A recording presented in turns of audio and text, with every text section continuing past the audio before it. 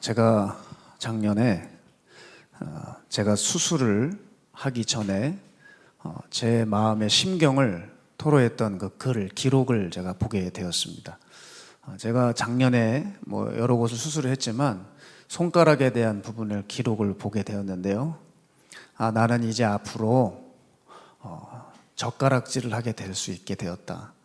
이제 포크로 밥을 안 먹어도 되고 또 펜도 잡을 수 있고 무게 있는 것도 들 수 있게 될 것이다 라고 하는 그 어떤 기쁨의 기록을 보았습니다. 여러분, 그렇습니다. 수술을 하게 되면 건강을 얻어내지 않겠습니까?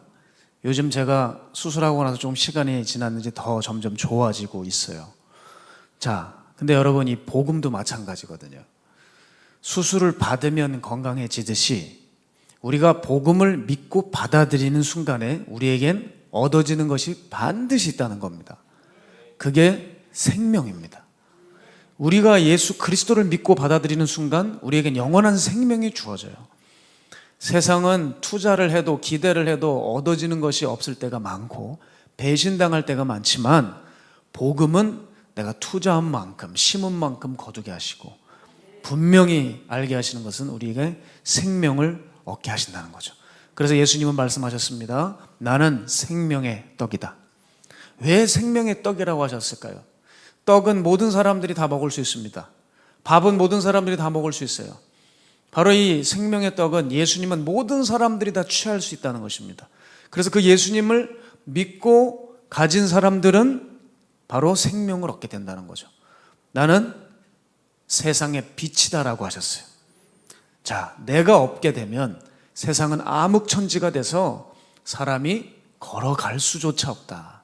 동시에 사람들 다 넘어질지라도 나를 소유하게 되면 암흑 같은 세상 속에서 환히 보면서 그 길을 걸어갈 수 있다. 이것이 주님께서 말씀하신 것입니다. 여러분, 따라서 영적인 투자는 결코 손해보지 않습니다. 주님 심은 대로 거두게 하실 것이고 눈물로 씨를 뿌린 자는 기쁨으로 단을 거두게 되는 것입니다.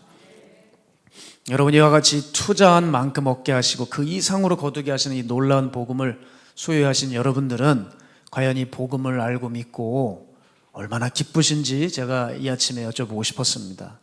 사람들 봅시다. 사람들은 그렇게 요즘 보면 중고등 학생들도 명품 매장에서 어슬렁거려요. 명품을 가지면 그렇게 으쓱해 합니다. 그 루이비통, 그걸 가지고 그 똥이잖아요, 똥. 그런데 그걸 그렇게 좋아해요. 벤츠를 타고 내릴 때 보십시오. 아주 어깨에 힘 빡 들어갑니다. 그런데 여러분, 그 사람들 부러워할 거 하나 없어요.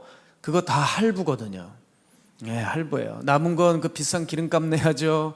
할부 밀릴까봐 전전긍긍하는 그들의 삶은 여러분, 사람들이 모르는 겁니다.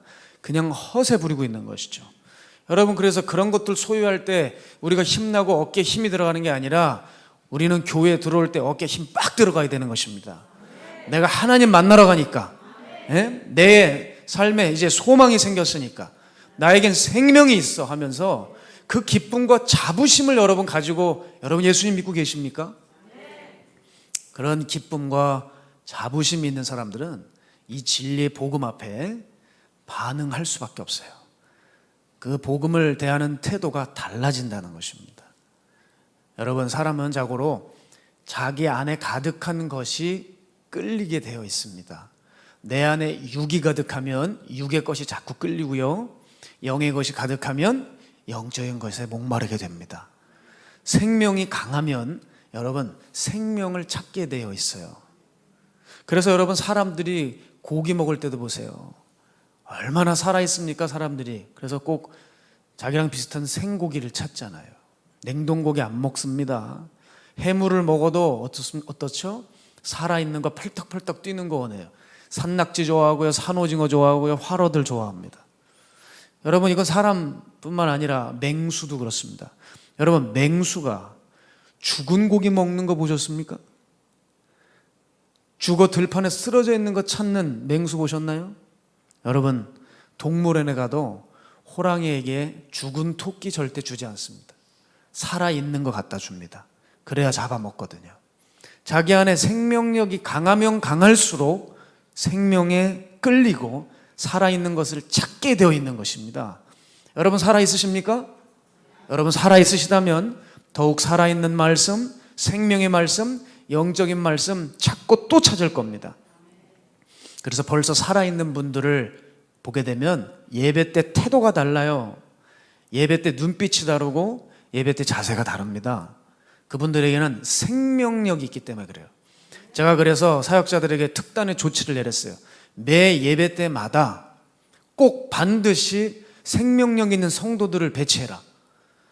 자, 어떤 예배는 이제 코로나 시대가 되다 보니까 많은 분들을 모시지 못하다 보니 신앙에 뒤처져 있는 분들, 또 마음에 병이 있는 분들, 정말 마음의 어려움과 여러 가지 공고를 겪고 있는 분들을 위주로 저희 단에 모십니다. 근데 여러분, 그러다 보니까 예배가 가끔은 죽을 때가 있어요. 그래서 제가 항상 조치합니다. 생명력 있는 사람들을 넣어놔라. 여러분 이상하죠? 다 죽어가는 예배인데 그 한 사람 안에 있는 생명력 때문에 예배가 확 살아나는 거예요. 예배의 영적 신선도가 유지되더라는 거예요. 여러분, 그래서 예배 때 그 사람의 태도를 보면 특별한 은사가 없어도 금방 저 사람이 어떤 영적인 상태인지 알 수 있어요. 자, 세상에서 태도와 예배당에서 태도만 봐도 금방 압니다. 세상에서 나가면 갑자기 막 그냥 눈동자가 살아있고 활력이 있습니다. TV 앞에서 보세요. 눈빛이 반짝반짝 거려요. 그러다가 옆에 있는 배우자가 어떤 중요한 장면을 놓치면 당신 봤어? 봤어? 아, 이걸 왜 못 봐? 그래가지고 또 얼른 돌려줘가지고 또 확인시키고 봐봐. 이렇게 짚어줍니다. 웃는 분들 보면 집에서 혹시 그러신지 아닌지 모르겠습니다만은 그런 데는 열정이 넘쳐요. 근데 예배당만 왔다 하면 벌써 졸려가지고 눈을 껌뻑껌뻑거리고 어디서 두들겨 맞아온 사람처럼 그냥 맥이 쭉 빠져가지고 있을 때 보면 그 사람들은 안에 생명이 없는 사람들이에요. 그건 죽은 사람이에요, 영적으로. 하나님 일 앞에서도 마찬가지예요. 이거 하나님이 기뻐하시는 일이다 하자 했을 때 자꾸 멋쩍은 웃음 짓고 제가 다음에 하겠습니다. 이런 사람들 보면 그 안에 생명의 기운이 없습니다. 그러나 이 하나님의 일입니다 할 때 군소리 안 하고 힘들지만 몸을 일으켜서 그쪽을 향하여 방향을 틀는 사람들은 벌써 살아있다는 증거죠. 여러분, 동일하게 성도의 직분으로 다 함께 예배하고 있지만 그 안에 생명도에 따라 삶의 태도가 달라지게 된다는 것이죠. 그래서 여러분, 이들은 그 안에 있는 생명력 때문에 이 시대가 뭐 종말의 때건 마지막 시대가 오건 뭐 전쟁이건 간에 그거에 그렇게 요동하지 않고 흔들리지 않습니다. 자기에게 맡기신 사명 따라 그 사명길 묵묵히 걸어가더라는 거예요. 생명력 있는 성도는 외부의 영향을 받지 않아요. 여러분, 생명과 죽음의 차이를 잘 아셔야 되는데요. 생명이 있는 사람은 환경에 저항합니다. 그래서 우리 체온부터 보시면 항상 환경에 저항해서 우리네 체온인 36.5도를 유지하려고 해요. 춥거나 더워도 항상 그 온도를 유지하려고 하는 투쟁이 내부에서 일어나게 됩니다. 그것이 생명이 있다는 증거죠. 추우면 옷을 더 껴입으려고 하고, 더우면 에어컨 틀으려고 하고, 땀을 식으려고 하고, 그래서 체온을 어떻게든 유지하려고 하는 거예요. 그러나 여러분, 죽은 사람은 어떻습니까? 외부에 그대로 영향을 받습니다. 여러분, 시체의 온도는 바로 환경의 온도와 동일하다고 합니다. 만약에 시체가 어느 방에 있는데 방의 온도가 10도면 시체도 10도입니다. 그 방 온도가 50도면 그 시체도 50도입니다. 죽어서 생명이 없어지면 환경에 100% 영향을 받게 되어 있다는 거예요. 여러분, 다윗과 사울의 차이점이 뭡니까? 겉에서 보면 동일한 전사입니다. 근데 다윗은 살아있는 전사였고 사울은 죽은 전사였어요. 왜 그렇죠?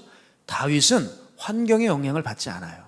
환경이 어떻든 간에 항상 하나님 말씀 앞으로 나아가는 것이죠. 전진합니다. 골리앗이 서 있어도 관계없어요. 뛰쳐나갑니다. 그러나 사울은 그렇지 않아요. 환경의 영향을 많이 받습니다. 골리앗 앞에서 저항 한 번 못하고 발을 동동 구르고 마는 것이 사울이었습니다.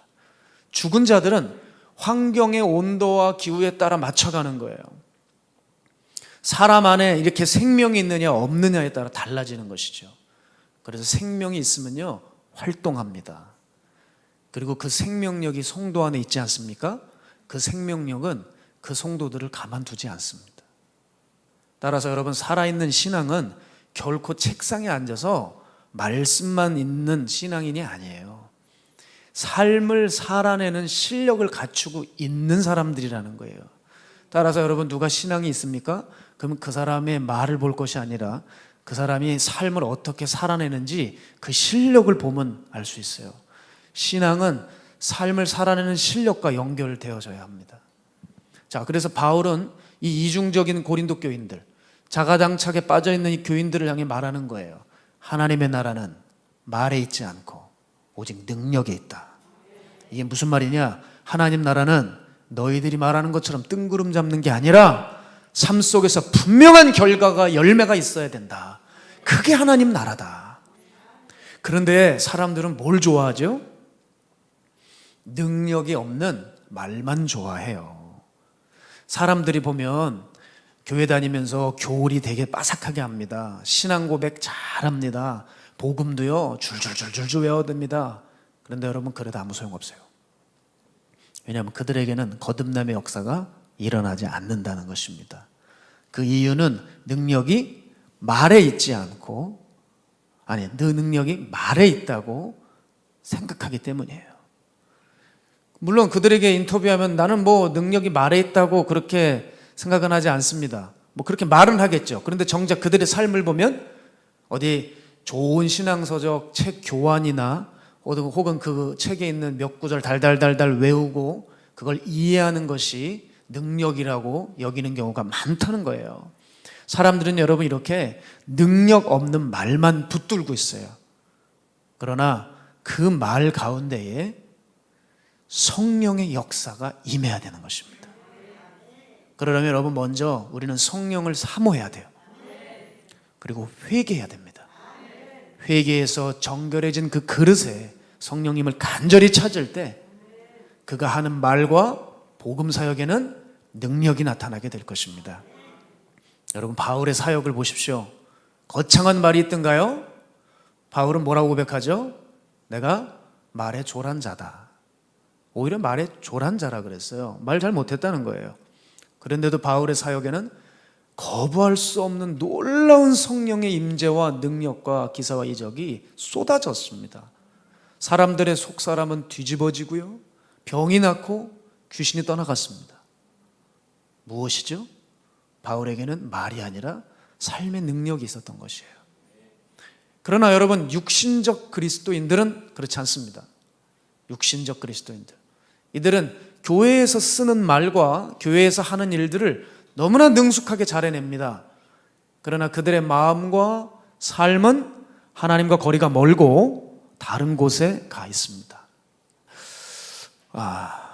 육신적 그리스도인들은 그들의 마음과 삶이 하나님과는 거리가 멀고 딴 곳에 가 있다고 지금 방금 말씀드렸습니다. 어제였습니다. 제가 목양실에서 말씀을 준비하고 있는데 누가 문을 두드려요.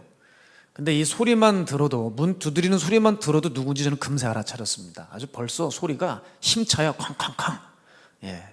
역시 강한수 형제였습니다. 여러분 아시다시피 이제 조직에서 떠나서 하루하루 치열하게 싸우고 있는 형제입니다. 그러니 얼마나 마음에 갈등이 있겠습니까? 그렇죠? 여기 목회자들이 설교하는 것처럼 살아나는 때도 있겠지만 혼자 남모르는 고통 가운데 힘겹게 하루하루 보내고 있지 않겠어요, 여러분? 우리 강한수 형제를 위해서 기도해 주셔야 됩니다. 그래서 그 형제와 함께 목양실에서 이런 대화를 나눴어요. 비유를 제가 좀 들었죠. 어느 지역에 한 창녀가 산다. 그런데 그녀의 삶에 이제 염증을 느껴서 언제까지 이런 삶을 살까 그렇게 고민하고 있을 찰나에 어떤 아주 괜찮은 정상적인 사람을 소개받는다. 그래서 바르고 뼈대 있는 집안에 만일 며느리로 한 정상적인 남자의 남편으로 들어갔다고 해보자. 그런데 그 가정에 들어가서 그 가정의 문화와 간섭에 길들이면서 그냥 겉보기엔 전혀 지장 없이 살아가고 있는데 자꾸 그녀의 마음 안에는 예전에 만났던 남자들이 계속 떠오르고 어른거린다. 거기서 헤어나오질 못한다. 그러면 그녀가 온전한 집안으로 시집을 갔지만 그녀의 신분은 여전히 창녀다. 제가 그 얘기를 했습니다. 그러니 갈등하지 마라. 교회에 있지만 예전 생각이 있으면 안 된다. 제가 그 얘기를 힘주어 얘기했습니다. 여러분, 몸은요 어디에 있든지 이게 중요한 게 아니에요. 마음이 어디에 있느냐가 그 사람을 결정합니다.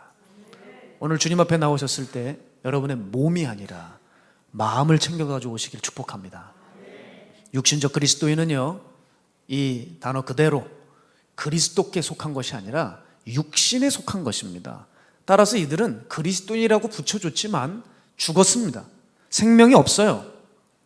하나님의 요구에 순종하는 것이 아니라 이들은 육신의 요구에 순종하는 사람들입니다. 그러니 여러분, 이들은 신앙생활이 재미가 없어요. 왜 재미가 없을까요? 삶의 변화가 있어야죠. 뭐가 마음에 감흥이 있고 어떤 자극이 있고 도전이 있어야 되는데 그런 게 하나도 없어요. 그냥 종교적인 껍데기만 늘어나서 계속 교회에서 어떤 하는 말들, 교회에서 해야 되는 행동들만 점점점 늘어나고 있는 겁니다. 그리고 자기들의 삶에는 계속 반복되는 죄만 있는 악순환이 반복돼요. 왜 이들은 이렇게 교회 생활에 신앙생활에 이토록 지루할 정도로 재미가 없을까요? 이유는 간단합니다. 그들은 육신의 요구에 순종하지 하나님의 말씀에 순종하지 않기 때문이에요. 말씀에 순종을 안 하니 간증이 없죠. 기적이 일어나지 않습니다. 마음 뜨거운 적이 있겠습니까? 자기 보기 좋은 대로 행하고 있는데. 여러분, 그러면서도 이 인생들이 안타까운 것은 교회는 또 떠날래야 떠날 수 없이 교회에 붙어 있다는 사실이에요. 자, 그러니 아무것도 남아있지 않고 그들이 지나간 자리에는 뭐만 남을까요? 그들이 했던 말만 남는 거예요. 메아리 치는 공허한 말만 남는 겁니다. 여러분, 고린도 교인들이 꼭 이와 같았다는 거죠. 바울은 고린도전서 1장 5절에 이렇게 말했습니다. 고린도 교인들은 모든 언변과 지식이 풍족한 수준이다 라고 얘기했어요. 한마디로 뛰어난 겁니다. 겉보기에 너무 뛰어난 거예요. 그러나 바울이 본 것은 뭐예요? 점점 그들의 생활 속에는 하나님과는 무관한 삶을 살더라는 거죠. 하나님의 통치를 받는 것이 아니라 세상의 통치를 받는 사람들이었습니다. 하나님 나라와는 전혀 상관이 없는 덕목들이 그들의 삶에 그저 다닥다닥 붙어 있는데 시기와 질투와 교만과 그로 인한 분쟁만 분열만 있었던 거예요. 그럼에도 불구하고 그들의 말은 뭐였냐면 하나님의 나라가 곧 도래한다라고 했습니다. 그래서 자기 의견에 동조하지 않는 사람들이 있으면 무시하고요, 눌러버리고요, 분쟁을 일으켰던 것입니다. 여러분, 요즘 시대랑 너무 비슷하지 않나요? 요즘 교인들이 굉장히 열광적인 단어에 몰입하고 있습니다. 이제 휴고가 온다, 재림이 온다, 이제 베리칩의 때가 이제 왔다, 백신이 또 문제다. 아주 심각하게 말은 합니다. 그들의 말을 들어보면 굉장히 열광적인 말이에요. 그런 단어들이에요. 그러나 삶은요, 여전히 죄를 짓고 있어요.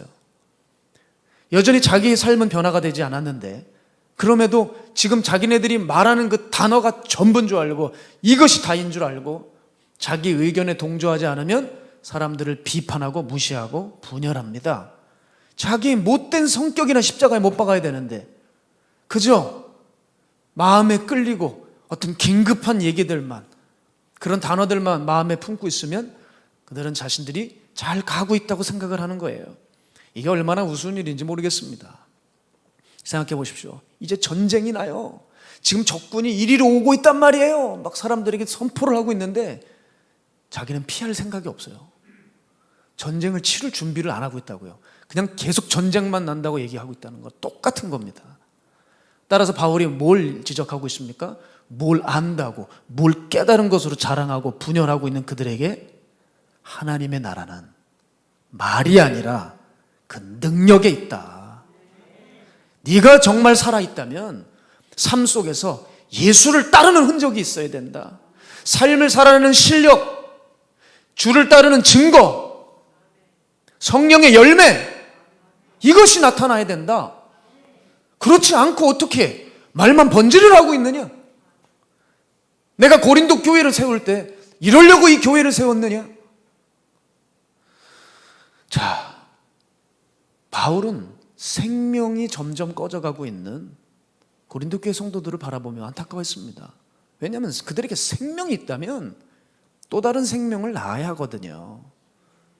뭔가에 살아있는 흔적이 있어야 되거든요. 여러분, 작은 미물 같지만 누에를 보세요. 누에가 뽕잎을 먹습니다. 근데 먹은 그 뽕잎 그대로 배설합니까? 아니죠. 먹은 건 뽕잎인데 나오면 실크가 나와요. 이게 생명의 원리라는 거예요. 생명력 있는 존재는 능력이 나타납니다. 생명을 낳는다 이 말입니다. 게다가 같은 이슬을 먹어도요, 벌은요 꿀을 내지만 뱀은 독을 내요. 참 무서운 말이에요. 동일한 복음을 들어도요, 속사람이 거듭난 사람은 생명을 낳아요. 그런데 변화되지 못한 육신의 사람은 계속 죄를 집니다. 거듭난 사람은 하나님의 요구 앞에 순종하여 생명의 역사를 낳아서 이 사람들이 가면 교회가 살고 영혼들이 살아나요. 그런데 육신의 사람은 복음을 들어도 끝까지 자기밖에 모릅니다. 나 언제 일 시켜줄 거예요? 나 언제 사랑해 줄 거예요? 나 언제 도와줄 거예요? 그들에겐 생명이 보이질 않아요. 그들에게는 자기밖에 보이지가 않아요. 지금까지 그만큼 자기를 위해 살았으면 됐지, 이제는 남을 위해 살아야 되는데도 악착같이 무덤 갈 때까지 자기를 위해 살겠다는 거예요. 여러분, 저도요, 사람들에게 신방을 요청을 받을 때 사실 정말 못 갈 정도의 체력과 심리와 힘든 상태가 있을 때가 있어요. 여러분, 근데 그때 제가 항상 떠올리면서 제 몸을 일으키는 게 뭔지 압니까? 야, 너 며칠 전에 너를 위해 시간을 썼잖아. 너를 위해서 거기 갔잖아. 너 양들을 위해서 당연히 시간을 투자해야 되잖아. 항상 힘들 때 저를 위해서 시간을 썼던 것들을 떠올려요. 그러다 보면 당연히 일어나게 되더라고요. 맞아, 이제 남을 위해서 또다시 일어나야 해. 또 가야 돼. 여러분, 이것이 생명 있는 사람들의 삶 아닐까 싶습니다.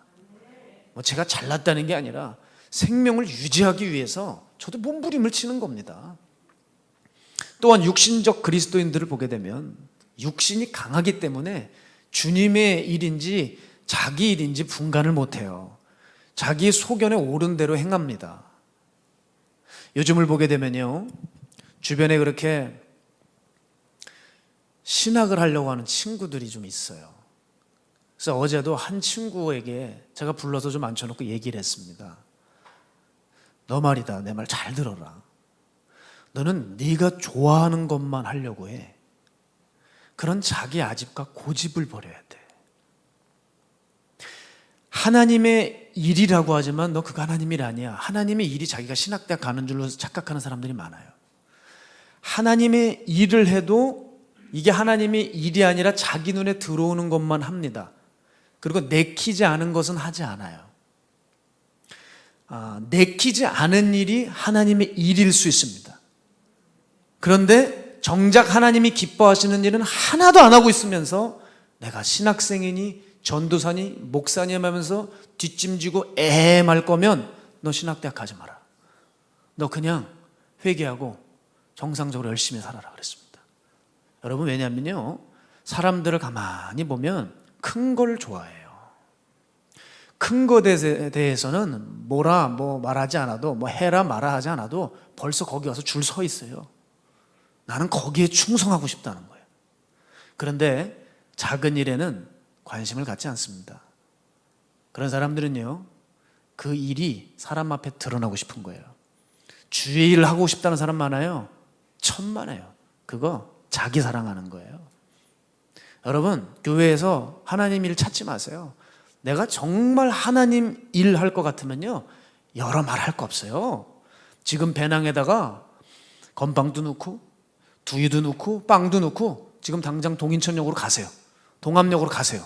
거기 그 사람을 요구하는, 원하는 사람들의 영혼들이 기다리고 있어요. 그런데 거긴 또 안 가요. 가만 보면 자기가 하고 싶은 것이 교회에서 따로 있습니다. 그럴싸한 거, 영향 미칠 수 있는 거. 이게 바로 전형적인 육신적 그리스도인의 특징입니다. 여러분, 저도 신학생 때 시절이 떠올랐습니다. 신학생 때 보면요, 제가 주일을 뭐 거창하게 하려고 계획하지 않아도 주의 일이 널려 있습니다. 제가 다녔던 학교는 서대문구 냉천동에 있는 학교인데, 그 냉천동에서 조금만 벗어나면 바로 서울역이 있어요. 그 서울역만 가면 노숙인들이 수도 없이 많습니다. 서울역 광장은 아예 그때부터 노숙인들이 점령을 하고 있어요. 여러분, 저는 시간이 나면 늘 거기 가 있었습니다. 뭐 무슨 대단한 일 계획하고 기도하고 있었던 게 아니에요. 그냥 늘 그렇게 시간을 내면 거기 가서 그들과 함께 대화 들어주고 술도 또 따라주고, 일단 맞춰줘야 되니까요. 복음을 전해야 되니까. 물론 저는 술은 안 먹었습니다. 의심하지 마십시오. 술은 안 먹었어요. 그렇게 그곳을 가다 보니까 어느새 사람들이 제가 보이면 손 흔들고 왔냐고 반가워해요. 그럼 또 돗자리 깔고 앉아서 형이니 아우니 하면서 그렇게 같이 대화하고 그렇게 살았어요. 지금 생각해 보니 그때가 여러분 가장 행복했던 때예요.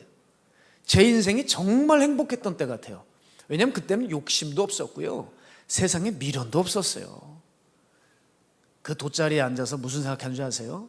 하나님 나라는 저기 신학교에 있지 않고 여기 서울역에 있다. 제가 그 생각 많이 했습니다. 사람들은요, 큰 것을 좋아하지 작은 건 좋아하지 않아요. 그래서 여러분, 제가 이 교회를 세울 때 누구를 선택해서 일꾼으로 세웠느냐면, 절대 한 자리 하고 싶어가지고 머리 빼꼼 내미는 사람들 벌써 보이거든요. 쳐다도 안 봤습니다. 그 사람은 무조건 1차적으로 제외 대상이에요. 그럼 누굴 뽑았냐? 그저 이 강단에서 쏟아져 나오는 말씀, 저 젊은 목사가 무슨 말을 하든지, 말도 안 되는 말을 하든지 뭐 하든지 그 들려주는 복음에 제가 뭐 또 다른 건 전한 거 아니지 않습니까? 십자가 전했지 않습니까? 그 십자가 메시지 듣고 감격해서 말씀 듣는 것만으로도 행복해하는 사람, 그저 주님 앞에 나와서 예배할 수 있음에 감격하는 사람, 기도할 수 있는 사람, 저 그 사람 선택했어요. 작은 것에 감사할 수 있는 사람들요. 한마디로 말하면 그냥 교회 자체를 사랑하는 사람들이 있어요. 누구 마음 살려고 하고 누구에게 잘 보이려고 하는 게 아니라요, 그 사람들이 뭐 내가 이 교회를 사랑합니다, 뭐 일부러 그렇게 교회 사랑 고백하지 않아도 그 사람 행동 보면요, 벌써 교회 사랑하는지 그냥 드러나거든요.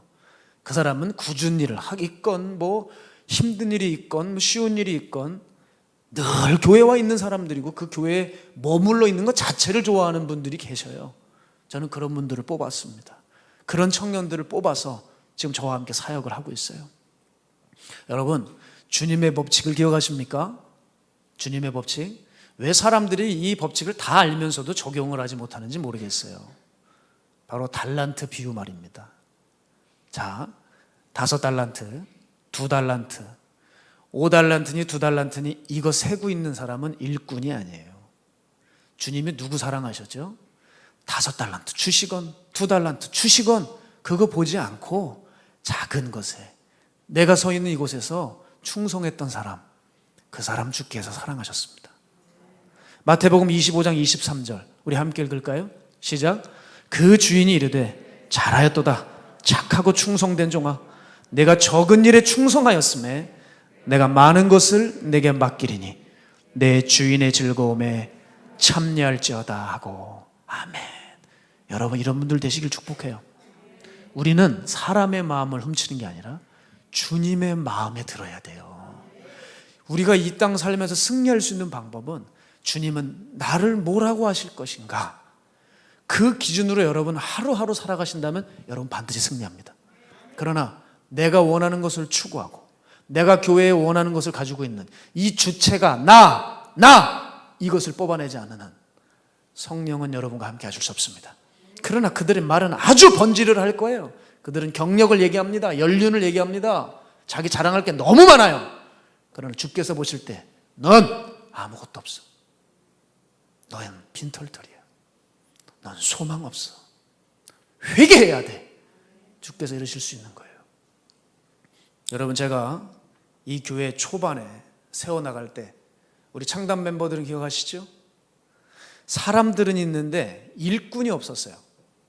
그래서 제가 남성 숲회 그 소그룹에 제가 들어가서 숲지기 역할을 했습니다. 아니 사람이 있는데 그 사람 세우죠? 아니요. 사람은 맞고 교인은 맞는데 일꾼이 아니라고요. 제가 너무 힘들었거든요. 개척 초반에 찬양인도 하죠. 주일 오전 찬양인도 하죠. 주일 설교하죠. 그 다음에 내려가가지고 장년들과 함께 숲지기 그 노릇을 하죠. 그 역할을 감당하고 또 청년부 찬양인도 하고 청년부 설교하고 끝나면 청년들 모임하는 거 관리하고 그 다음에 이제 6시쯤 되면 청년들 데리고 구월동 가가지고 번화가 가서 또 길거리에서 찬양하고 전도하죠. 하여간 어마어마하게 숨이 바빴어요. 정말 너무나도 숨가쁜 삶을 살았습니다.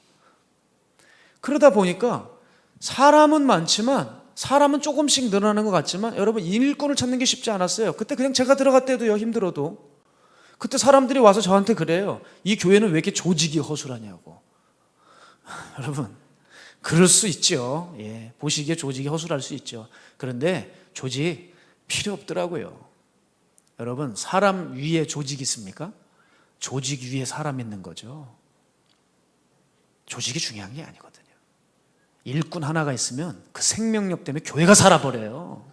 무슨 말하고 있는 거예요? 그건 회사에서 하는 이야기죠. 회사에서. 가령 반주자 한 명 세울 때도요.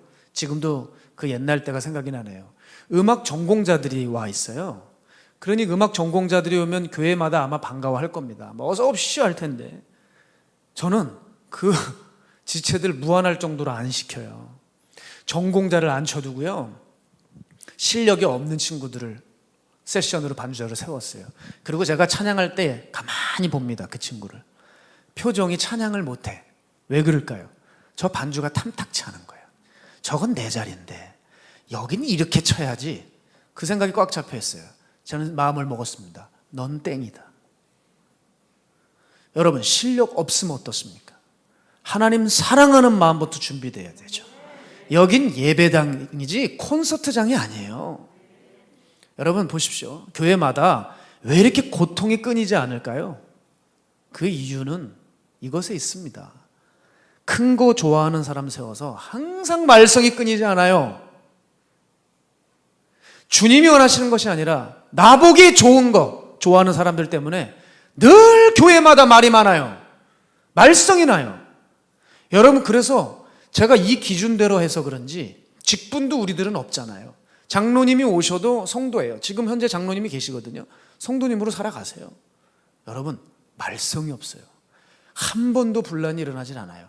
나봤자 뭐 작은 겁니다. 그냥 제가 가서 위로 한번 해주면 끝납니다. 그렇게 교회에 타격을 주고 분열, 당 짓는 거 없습니다. 왠지 아십니까? 작은 일에 충성된 일꾼들이 눈에 띄지 않지만 저희 교회에 있으셨기 때문에 그래요. 여러분 작은 것에 충성하시길 바랍니다. 여러분 정말 중요한 것은 큰 것에 있지 않고 작은 것에 있어요. 여러분 가지고 계시는 전자제품만 보십시오. 여러분 그 제품의 핵심 기술은 작은 것에 있어요. 지금 들고 계시는 휴대폰, 이 휴대폰의 생명은 어디에 있습니까? 작은 유심칩에 있어요. 마찬가지입니다. 하나님은 이스라엘의 왕을 세우실 때 사람들의 눈과는 전혀 달랐습니다. 심지어 사무엘도 아주 기골이 장대한 사울에게 이미 마음이 홀딱 뺏겨서 나중에 사울이 버림받을 때 너무 힘들어하잖아요. 또 이제 새로운 왕을 하나님께서 세우라고 하셔서 베들레헴 이새의 집으로 갔을 때 처음에 딱 뜨는 첫 아들 엘리압을 보고 뿅 갑니다. 그러나 하나님은 사람들의 눈과 다르셨어요. 아무도 관심 받지 못했던 왕따 같았던 목동 다윗을 선택하셨어요. 그 이유가 뭔지 아십니까? 아무도 돌보지 않은 그 양들을 생명 걸고 돌보며 사자의 이빨에서 곰의 발톱에서 자기 양들을 건져오는 거예요. 여러분 작은 미물 앞에 어떻게 자기 생명을 던집니까? 여러분 그러실 수 있습니까? 다윗은 그렇게 살았어요. 하나님 말씀하셨습니다. 내가 한 왕을 보았다. 이게 주께서 보시는 기준이에요. 다윗은 이스라엘의 칩이었습니다. 이스라엘의 칩. 여러분은 누굴 사랑하십니까? 주님이십니까? 하나님이십니까? 주님이 하나님이군요. 하나님이십니까? 여러분입니까? 여러분은 주의 일을 사랑합니까? 아니면 자기 일을 좋아합니까? 이것에 대해서 분명히 하지 않으면 우리도 고린도 교인처럼 될 수 있어요. 그래서 바울은 말합니다. 고린도 교인들아, 네 말이 맞고 옳다고 지금 자랑하고 있지만 너 그 말로 지금 생명 낳고 있니? 그 말로 그리스도의 사람들을 길러내고 있니? 아니면 그 말로 죽음을 일으키고 사람 죽이고 교회 깨고 있니?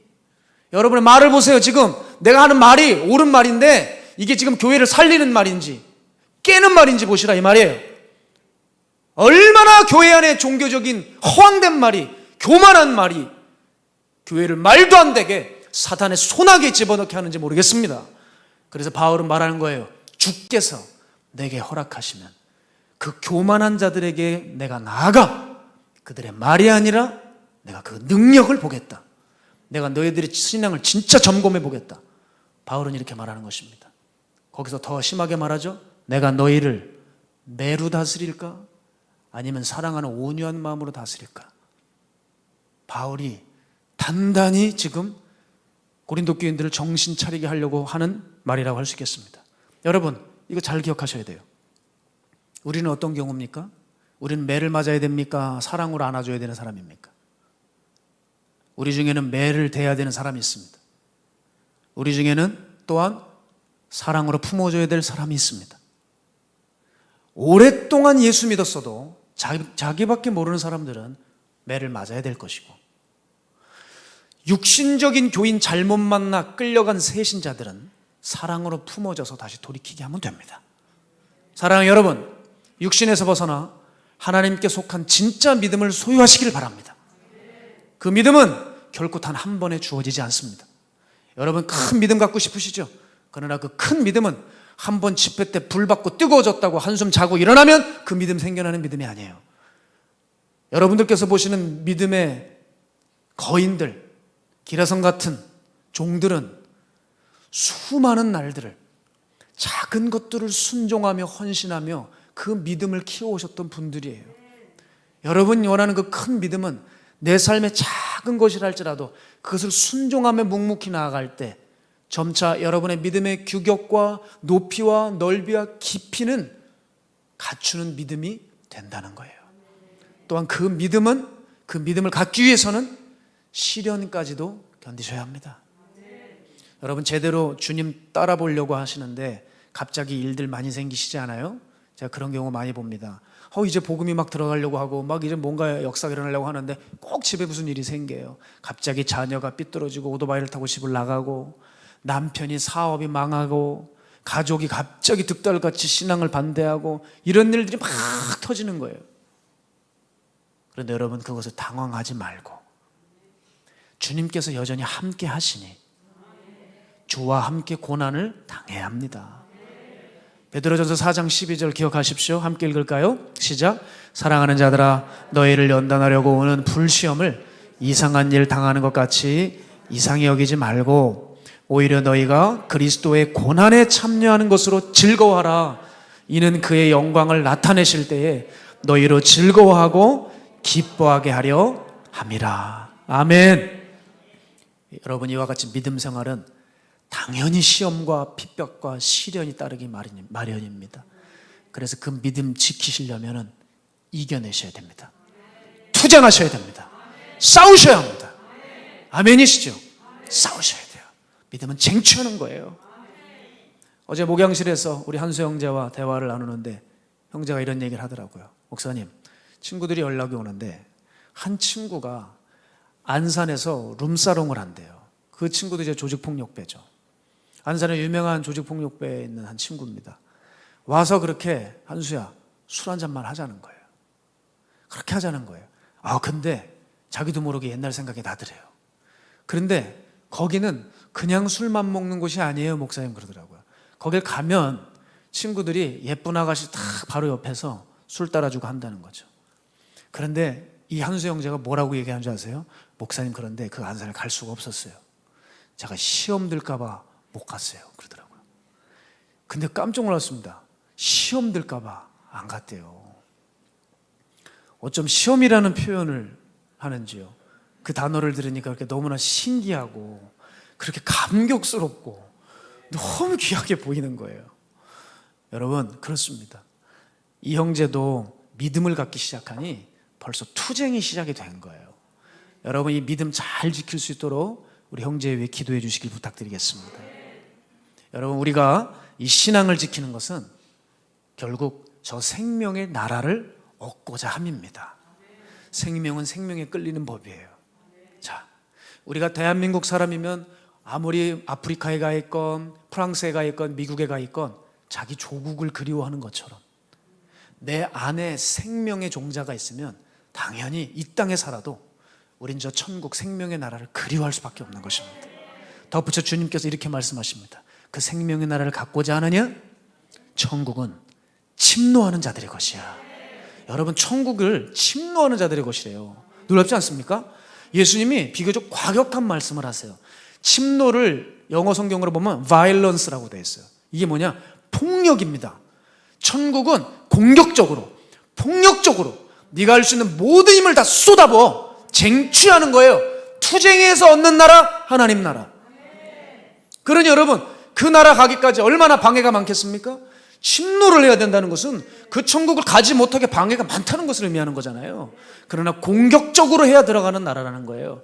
천국은 우리들에게 한시라도 우리에게서 벗어나서는 갈 수 없는 나라라고 하는 것이죠. 따라서 우리의 하루하루가 얼마나 중요한지요. 이 하루하루를 믿음 붙들고 공략하고 침노해 나가야지만 얻는 나라입니다. 천국을 그래서 양보할 수가 없어요. 천국 앞에서는 양보나 타협다이 말할 수 없는 겁니다. 살아있는 자들이라면 투쟁해서 천국을 얻어내고야 말 것입니다. 천국을 얻어내고야 말 거예요. 이번 제가 다락방 집회 때였습니다. 한마디로 예배를 마쳤을 때 제 안에 드는 마음이 있었어요. 야, 역시 다락방이다. 그 말이 툭 나왔고 제가 벌써 영적으로 충만해져서 설교를 하고 나와서 살아있다는 느낌을 받는 거예요. 여러분, 다락방 사역은 사실 육신적으로는 고단하고 힘이 많이 듭니다. 기도원 사역은 원래 힘이 많이 들어요. 교회 사역보다 배가 듭니다. 그런데 매력이 있어요. 그 안에서 영적인 투쟁을 합니다. 사단이 얼마나 성도들 가운데 역사하겠어요. 그러니 한 장수로서 서서 싸워 나가는 거예요. 한 백성 한 백성을 지켜내는 거예요. 그 매력이 있어요. 투쟁을 합니다. 땀이 나고 온몸이 땀에 젖고 힘이 겹습니다. 그러나 말씀을 전하면서 저도 모르는 사이에 생명에 도취되고 예배 끝나고 났더니 생명이 충만한 역사를 느껴요. 자, 그러면서 다락방 단에서 설교하면서 제가 잠깐 초반에 예전 얘기를 했었거든요. 그렇게 예전 생각이 나서 말씀을 드렸는데 그때 생각해보면 정말 하루하루 제 겉사람을 무덤으로 가져가는 투쟁이 있었던 때입니다. 그리고 사역도 많았습니다. 다락방에 설교해야죠. 찬양인도 늘 해야죠. 한 주에 일주일 내내 한 적도 있다니까요. 이게 사람 사는 스케줄이 아니었습니다. 거기다 개인 사역들 해야죠. 그땐 작은 개척교회를 했기 때문에 설교를 제가 다 해야 했어요. 그러니까 설교를 준비할 시간이 없죠. 밖에는 또 막 노가다냐 뚝딱 되는데 지금 개척교회를 섬기다 보니까 설교를 혼자 다 해야 되니 설교 준비를 못하고 그냥 막 버스에서 설교 준비를 하고 수업 시간에 설교를 준비할 수밖에 없는 그런 지경이었습니다. 특히 찬양인도 시간이었는데 찬양인도 하다가 무슨 생각이 드는 줄 아세요? 나 이렇게 소리 지르다가 나 이게 뒤에 있는 혈압 터지는 거 아니야? 나 이게 뇌출혈 쓰러지는 거 아니야? 그 정도로 소리를 질렀습니다. 그런데 여러분, 그 소리를 멈출 수가 없어요. 왠지 아십니까?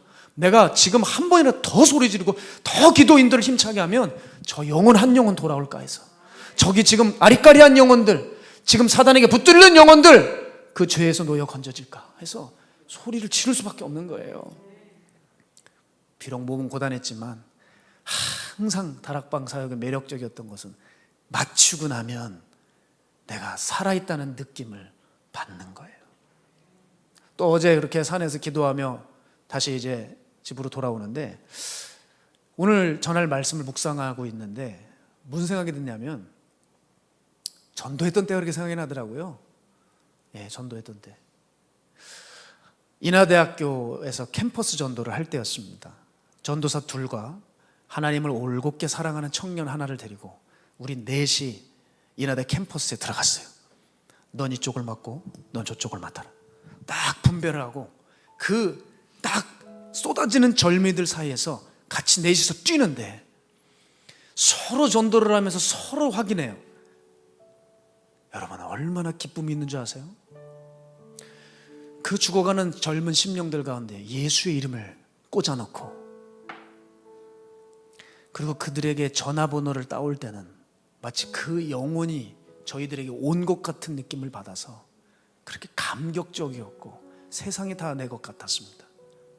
같이 뛰고 있는 우리 옆에 있는 3명을 볼 때 야, 이들과 함께하니 나 정말 세상에 두려울 것이 하나도 없다.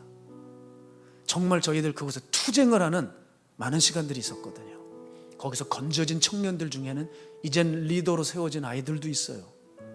얼마나 감사한지 몰라요.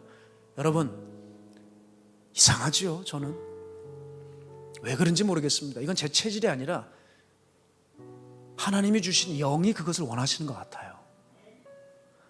그저 하는 일만 겨우겨우 할 때 살아있는 걸 못 느끼는데 숨이 차고 입에 침이 바짝바짝 마르고 얼굴에 살이 빠져가고 너무 고단하지만 하나님 나라를 위해서 숨가쁘게 달려갈 때 그 이상하게 살아있다는 느낌을 받아요. 사랑하는 여러분, 그렇습니다. 오늘 우리 다시 믿음의 결단을 하시지 않겠습니까? 혹시 잠들어 있고 점점 죽어가고 있다면 오늘 이 메시지를 통해 다시 한번 우리가 주님 앞에 드렸던 마음들, 주께 드렸던 헌신들 다시 세워가는 그 은혜의 날이 되길 축복합니다. 저도 이번에 그런 의미에서 다시 믿음의 결단을 했어요. 혹여나 어떤 부분은 내가 잠들어 있는 것은 아닌가 저를 깨웠습니다. 제 얘기를 잠깐 하죠. 저는 사실 제가 늘 고민이 있어요. 그게 뭐냐면요, 어떻게 하면 주를 위해 포기하고 버리며 가는 종이 될 수 있을까? 주께서 제가 종이 됐을 때 처음 주셨던 말씀이 있습니다. 넌 버리는 종이 되어야 해. 그게 하나님 나라에서 큰 종이야. 그 말씀을 듣지 말았어야 되는데 들어버린 거예요. 그게 신학교 1학년 때였습니다. 그러고는 사실 엉망으로 신학교 1학년을 살긴 했지만 항상 그 메시지 왜 잊어버릴 수가 있겠습니까? 그리고 제 마음에 진짜 이제야 토로하는데 부담이 하나 있어요. 자꾸 저보고 박보영 목사님 제자라는 거예요. 그 말이 되게 부담스러워요. 왠지 아세요? 저는 우리 목사님처럼 잘 못 살거든요. 근데 목사님 밑에서 훈련받았다는 이유로 제자라고 하시는 거예요. 그런데 여러분, 제자라면 어떨까요? 스승이 가신 길을 내가 걸어가야 그때 제자 아닙니까? 같이 살았고 훈련받았으면 뭐예요? 제가 가야죠. 나 순종해야 되는데, 나 진짜 우리 목사님 제자라는 소리 정말 부끄럽지 않게, 제 삶으로 부끄럽지 않게 들어야 되는데, 고민하고 있을 찰나에 박 목사님께서 한 어려운 교회가 있다고 말씀을 해주시는 거예요. 그 목사님이 60대신데 목회가 잘 안 되신대요. 성도들이 몇 분 없으시답니다. 교회도 작답니다. 저는 알았어요. 이 교회에 성도님들을 보내야 되겠구나. 고민에 빠졌습니다. 난 이제 어떤 분들을 보낼까? 여러분, 그런 고민이 되지 않겠습니까? 그때 제게 늘 해주셨던 목사님의 말씀이 있었어요. 그 음성이 들려오는 거예요. 너에게 가장 필요하고 네가 가장 사랑하는 사람들을 보내야 한다. 그게 들려오는 거예요. 여러분, 그 기준의 말씀이 들려오자 떠오르는 분들이 오는데, 제가 솔직히 말씀드릴게요. 안 돼. 이분은 안 돼. 이분은 나에게 너무 중요하잖아. 나에게 진짜 필요하잖아. 제 입으로 그러고 있더라고요. 어머, 필요하잖아. 그런데 이분이구나. 이분들 보내야 되는구나. 여러분, 저는 그래서 그냥 목사님 하신 말씀 그대로 따르는 것밖에 없습니다. 그런데도 마음의 갈등이 왜 없겠습니까? 그 기준으로 뽑았더니 우리 교회 숲지기 성도들, 평신도 리더분들이었어요. 그 중에는 창단 멤버도 있습니다. 교회 창립할 때부터 이 교회를 세워오는데 저를 도와 눈물나게 수고해 주신 분들, 그분들은 자기 주장을 하지 않았어요. 사심이 없었습니다. 리더가 되고려 하는 사람들이 아니셨습니다. 한결같이 교회 사랑하셨던 분들이에요. 이분들이더라고요. 교회만을 사랑했던 착하고 충성된 종들이에요. 여러분, 이분들을 꼽기로 이제 결정을 하자 자연스럽게 저희 교회는 전도팀이 이제 아예 사라져 버렸고요. 목양팀은 반토막이 나버렸어요. 야, 이걸 어떡하지? 그러나 한 가지요. 우리 교회가 생명이 있다면 또 다른 생명을 낳아. 우리 교회는 세워졌으니 이제 다른 교회를 세워야 되지 않겠나 하는 생각, 그거 하나 일념 하나로 진행했습니다. 이제 한 분 한 분, 한 가정 한 가정 상담하면서 이제 떠나보내는데, 그분들 한 분 한 분 사연들을 얘기하면서 말씀을 하시는데 이렇게 제가 눈물이 나는 거예요. 저분들이 이런 마음을 가지고 이렇게 교회를 사랑했는지 몰랐습니다. 제가 생각하는 건 이상이었어요. 인간적인 마음은 어떤지 아세요? 붙들고 싶다. 저분들 안 가셨으면 좋겠다. 야, 지금이라도 늦지 않았어. 왜 그 마음 안 들었겠어요? 여러분, 개척을 해서 이 교회를 세우면서 함께 왔으니 제가 정이 얼마나 들었겠어요. 참 저에게도 힘든 시간들이 있었고 산에서 그렇게 기도하는데 눈물이 나더라고요. 그러나 한 가지, 정말 생명을 낳고 싶습니다. 정말 주님 기뻐하시는 일 한번 해보고 싶습니다. 왜냐하면 사실 이게 제가 대단해서가 아니라 제가 50이 되고 60이 되면 저 이렇게 못 살 것 같은 거예요. 지금 못하면 나중에 못하겠더라고요. 지금 이렇게 이것을 내 삶에 길들여놔야 나중에도 할 것 같더라고요. 왜냐하면 저는 정말 죄가 많고 부족한 사람이에요. 사랑하는 여러분, 우리 이제 떠나시게 되는 파송 성도님들 계십니다. 또 이 설교, 이 예배 함께하고 계시는 많은 성도님들 계십니다. 오늘 다시 다른 것 말고 우리 주님을 위해서 다시 일어나길 원합니다. 다시 생명 얻기 위해서, 우리 삶 속에서 주님 나라를 위해서 너무나도 귀하지만 이 작은 옥합 깨트리며 우리 주님 앞에 나아갔으면 좋겠습니다. 그럴 때 주께서 우리에게 영원한 생명으로 보상시켜 주실 것입니다. 그동안 함께 해주신 우리 귀한 성도님들,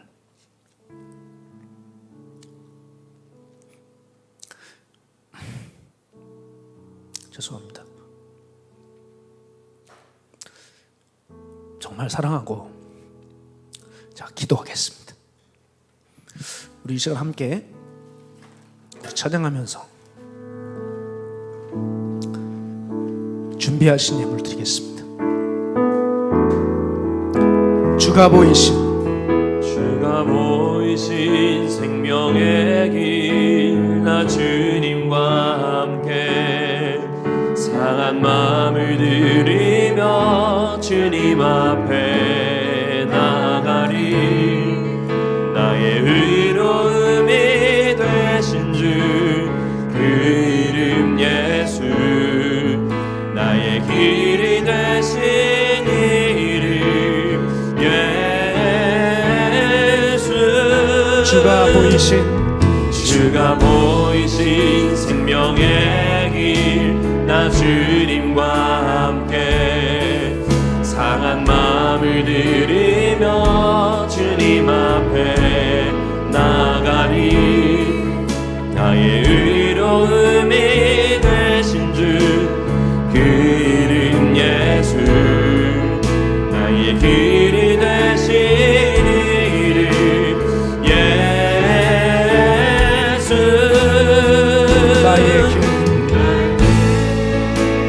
오직 그가 하시나니 나를 단련하신 나를 단련하신 후에 내가 조금 더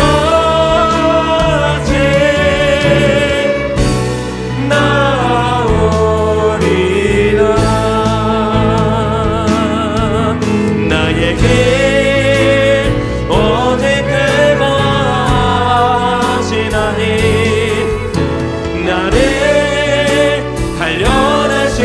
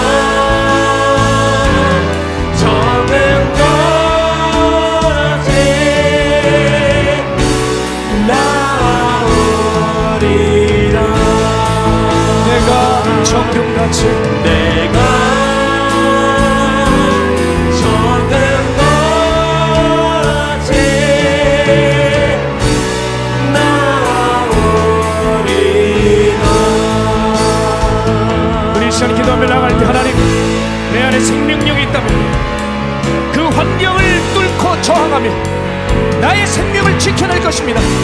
주여, 예수 생명 내 안에 있습니다. 아버지여, 세상의 가치관에 굴하지 아니하고 주님의 방식대로, 주님의 법 따라 주님, 내가 생명 있게 나아가게 하여 주옵소서. 우리 시간 그 귀한 성도들을 되게 해달라고 주님의 한번에 주어 기도합니다.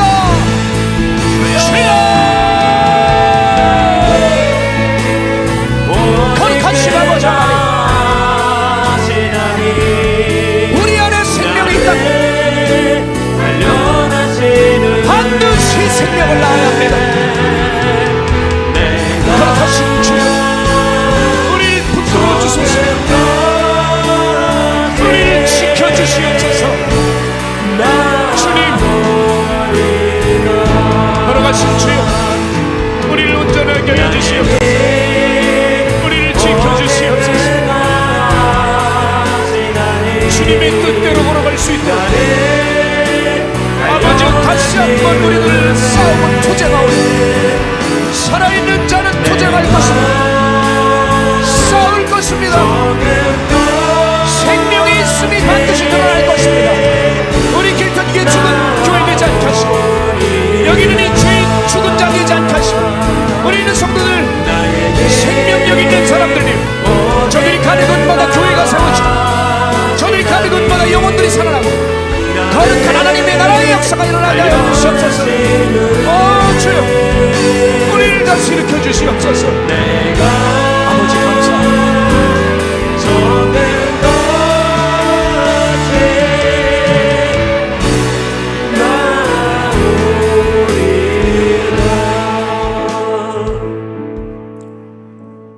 사랑하는 하나님, 우리 안에 예수 생명이 있습니다.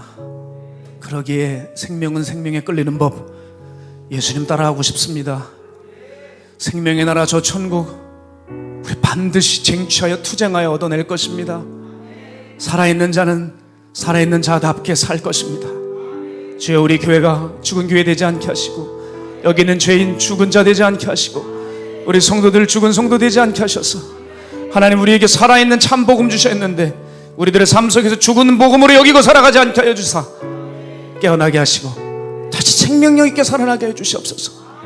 이제 하나님, 척박한 교회로 나아가는 우리 거룩한 리더 성도님들 계십니다. 주님, 한 분 한 분 붙들어 주셔서 저들의 헌신과 결단을 축복하오니 저들의 삶 가운데 주의 은혜가 넘치게 하여 주시옵시고 당대의 복이 임하지 않는다면 그 자녀대의 복이 임할 수 있도록 붙들어 주셔서 저들의 헌신과 희생을 통하여 포기를 통하여 한 교회가 단단히 세워지게 하여 주시옵소서. 생명이 또 다른 생명을 낳을 수 있는 하늘의 미랄이 땅에 떨어져 죽어 썩어져 생명을 꽃피우듯 아버지요, 우리들의 귀한 것들을 다 깨트리고 포기하고 버려 하나님의 귀한 종, 하나님의 귀한 교회, 거룩한 성도 모두 되게 하여 주옵소서. 그 결단으로 예물드린 손길 위에 주의 영을 부으시기를 간절히 소망하오며 살아계신 예수님의 이름으로 축복하옵고 기도드립니다. 아멘.